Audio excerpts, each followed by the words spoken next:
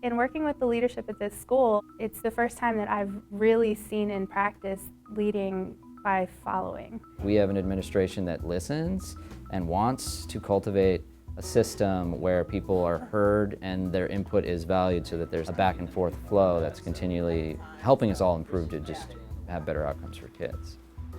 Over the past 7 years as the principal here, the greatest thing that I've learned about leadership is that principals do not know everything. And we can't do everything, and we can't solve everything. As an admin team, we don't make decisions without the voice of teachers at the table. So the ILT here for us really is our full leadership team.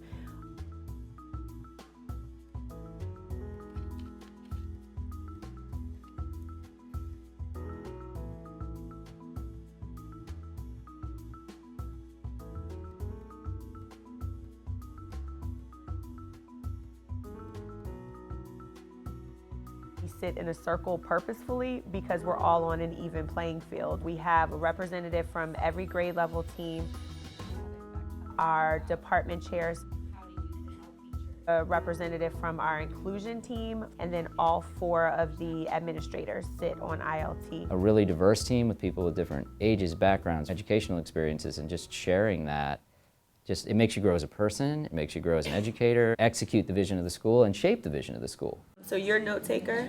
Myself or one of the administrators, we're always the facilitators, but all of the other roles have a rotating role spreadsheet.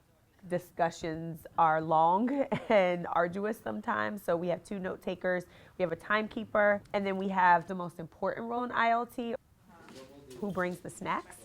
So we design our agendas together. In the beginning of the year, we do what's called big bucket items from our work plan. We list out conversations that should be had during different parts of the year, prioritize those ideas across 3 smaller buckets, which are our quick wins, short-term goals, and our long-term goals. Our agenda is broken up into 2 parts, the work and then announcements. The work is how we start our meeting, and that is the first hour. And so there tend to be 1 to 2 big bucket items.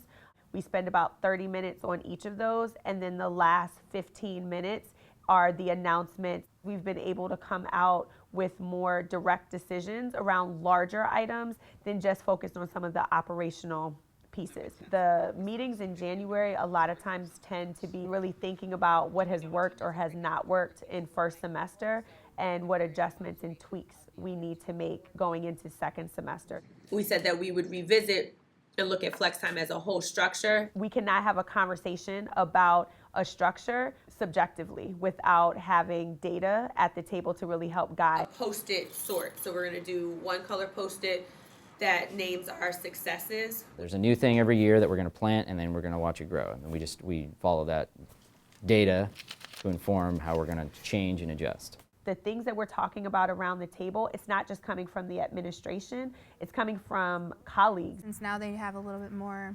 information on like what that is and what all it entails.